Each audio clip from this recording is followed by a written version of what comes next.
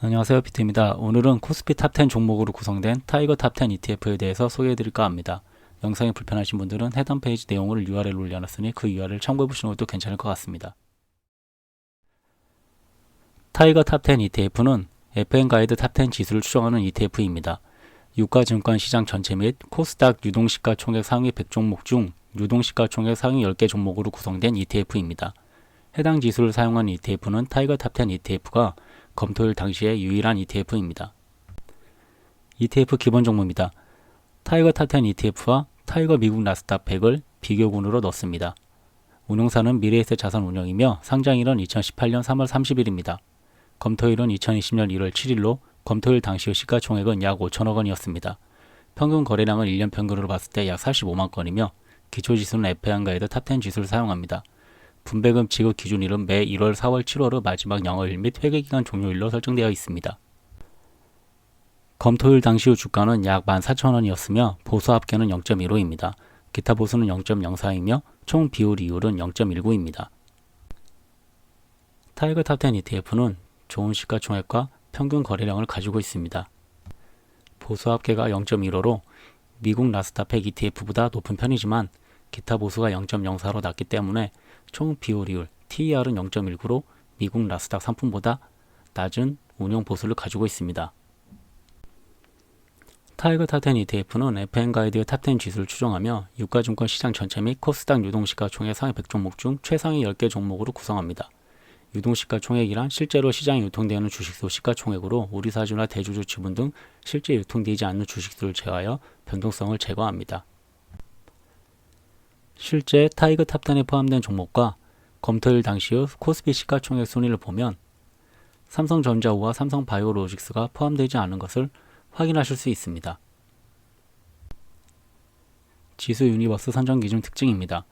재무 건전성 및 유동성 기준 특징을 보면 유동 주식 비율 10% 미만 제외, 거래 회전율 평균 20% 미만을 제외하고 있습니다. 우량 종목 기준을 보면 최근 3, 4년도 연속 적자이면서 매출액이 200억 미만인 종목을 제외하고 있습니다. 상품 출시 당시 타이거 사이즈 스타일 ETF란 이름으로 6종목으로 출시된 상품입니다.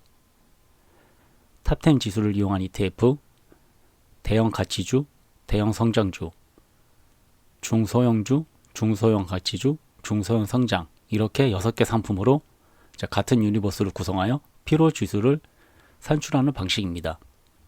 리밸런싱은 연 2회로 6월과 12월에 진행합니다. 상품 종목 개요입니다. 상장 당시에 타이거 사이즈 스타일 ETF 6종목으로 상장되었습니다.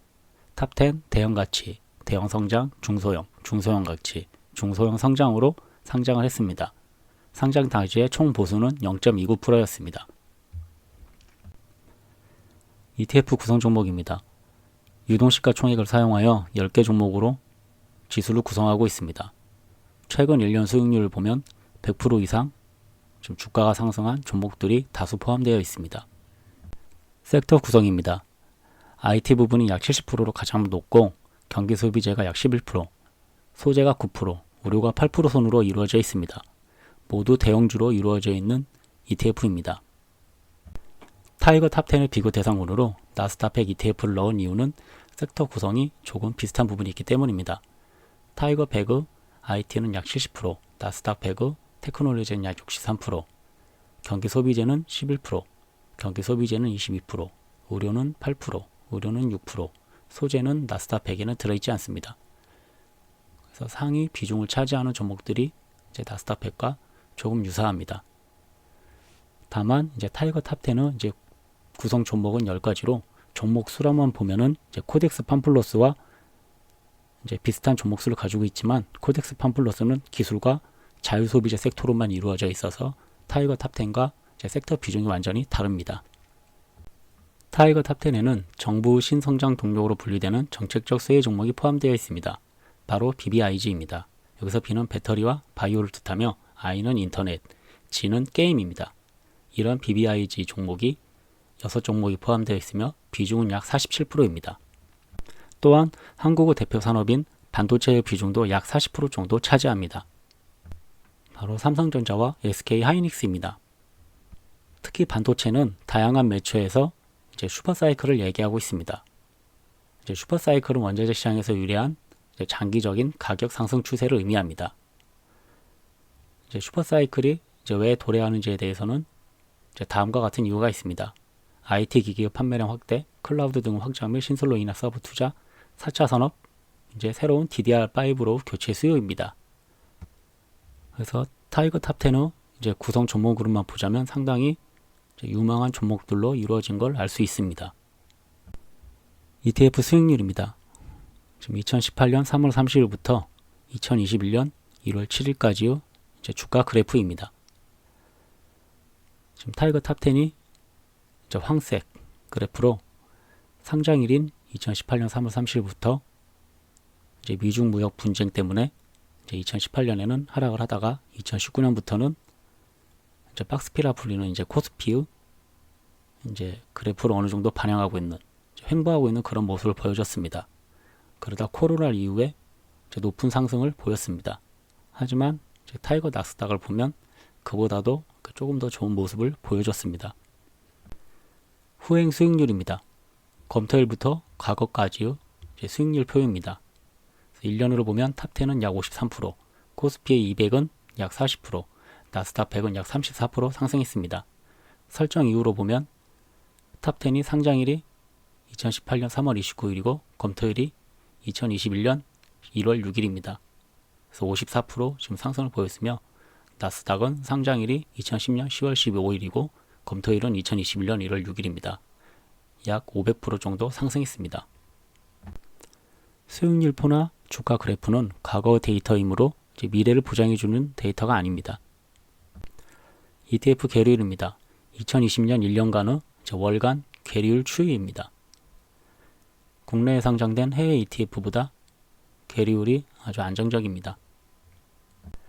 ETF 분배금입니다. 지급 기준일이 1월, 4월, 7월, 10월의 마지막 영업일 및 회계기간 종료일로 지급 기준일로만 본다면 1년에 4번 분기 배당을 해야 되지만 지금 지급일이 일정하지 않습니다. 지급 기준일이 1월, 4월, 7월, 10월로 되어 있지만 이제 지급 기준일에 맞지 않게 이제 분배가 된 이유를 찾아보면 투자 설명서에는 운영 목적 이제 유리하다고 이제 판단되는 경우 분배금을 지급하지 아니할 수 있다고 이제 되어 있습니다. 따라서 운영하는데 이제 분배금을 지급하는 게 이제 효율이 나쁘다고 판단될 경우에는 분배금을 지급하지 않고 운영하는데 사용을 합니다.